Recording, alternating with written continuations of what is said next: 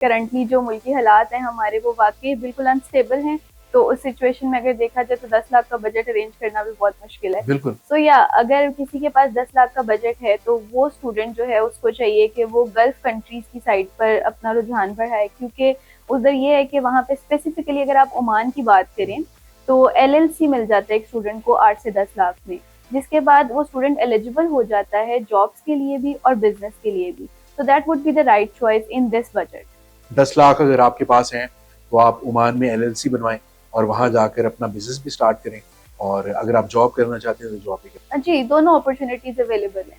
तो आपने देखा होगा हमारे हमारे यहाँ बहुत ज्यादा इस चीज का स्कैम हो रहा होता है कि कुछ लोग वहां पर पहुंचते हैं तो उनके पास जॉब ऑफर लेटर तो होता है, बट एक्चुअली जॉब नहीं होती। और वहां जाके वो बड़ा अपने आप को सर्वाइवल उनका बहुत मुश्किल हो जाता है। तो ऐसे लोगों के बारे में आप क्या कहेंगे कि जो लोग सिर्फ मुश्किलात बांट रहे हैं? ऐसा है, जहाँ अच्छे लोग हैं वहाँ बुरे लोग भी बिल्कुल। हैं, अच्छे एजेंट भी हैं, स्किल्ड एजेंट्स भी हैं और कुछ अनाड़ी एजेंट्स भी होते हैं।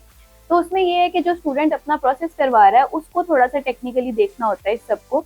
अगर उसके पास इस तरह की कोई अपॉर्चुनिटी अवेलेबल है और वो उसको अवेल कर रहा है तो उसको चाहिए कि सबसे पहले तो वो वहाँ ट्रेवल करे। जी। ट्रेवल करने के बाद देखिए अपनी जॉब क्रेडिबिलिटी को चेक करे कि जॉब उसके लायक है भी या नहीं, उसकी नेचर ऑफ जॉब कैसी है। बिल्कुल। अगर तो उसको लगता है it's good, then he should pay to the agent, क्योंकि टेक्निकली रूल भी यही है। बिल्कुल। बट अगर वो बेवकूफ़ी में बच्चा पहले पे कर देता है और वो स्कैम हो जाता है तो ऑब्वियसली उसका कोई वे बैक नहीं है। बिल्कुल। और स्कैम्स बहुत ज्यादा हो रहे हैं ऐसा बिकॉज ही है। इंसान इंसान में जितना लालच पैदा होता है और उस चीज की डिमांड बढ़ती है तो फिर उसके बारे में स्कैम्स तो ऑब्वियसली स्टार्ट हो जाते हैं। बिल्कुल। हम लोग जरा आते हैं बच्चों की तरफ और स्टूडेंट वीजे के बारे में आपसे पूछना चाहेंगे बिकॉज हर स्टूडेंट का ये ख्वाब होता है कि वो बेहतर से बेहतर यूनिवर्सिटीज में एडमिशन ले और दूसरी कंट्रीज में जाकर पीआर भी हासिल करे और अपनी एजुकेशन को भी बेहतर करे। तो मैंने जो नोट किया है खुद अपने तौर पर, वो सबसे ज्यादा जो इशू आता है एक स्टूडेंट को वो आता है बैंक स्टेटमेंट को मैनेज करने में। वो लोग बेचारे आउटसोर्स भी नहीं कर सकते बिकॉज वो चार्ज बहुत करते हैं। तो आप क्या उनको रेकमेंड करेंगे अगर मैंने 2 से 3 मंथ बाद बाहर जाना है तो मुझे क्या करना चाहिए? बैंक स्टेटमेंट कितने की बननी चाहिए? ये इस तरह है कि बैंक स्टेटमेंट एक टेक्निकल चीज़ है किसी भी प्रोसेस के लिए। Even if you are going for study visa तो उसमें भी बैंक स्टेटमेंट जो है ना एक टेक्निकल प्रोसेस जी। होता है और उसके टाइम को टेक्निकली कैलकुलेट करना पड़ता है।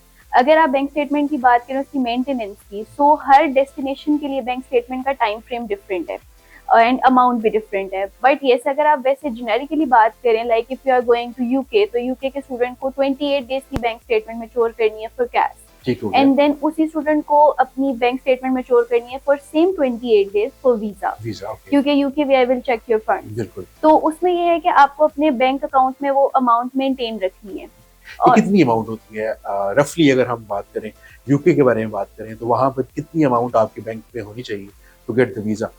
ये केस टू केस वेरी कर रहा होता है। लेट्स से अगर बच्चे ने इनसाइड लंदन जाना है तो बैंक स्टेटमेंट थोड़ी ज्यादा होती है, अगर आउटसाइड लंदन जा रहा है तो उसमें बैंक स्टेटमेंट थोड़ी सी कम हो जाती है।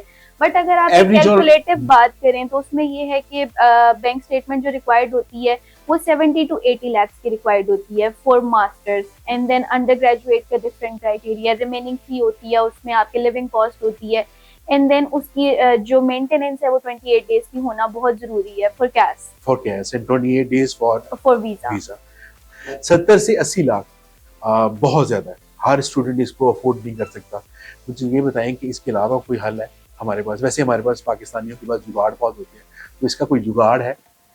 बैंक स्टेटमेंट का जुगाड़ इसलिए नहीं हो सकता क्योंकि वो एक इलीगल टर्म हो जाएगी।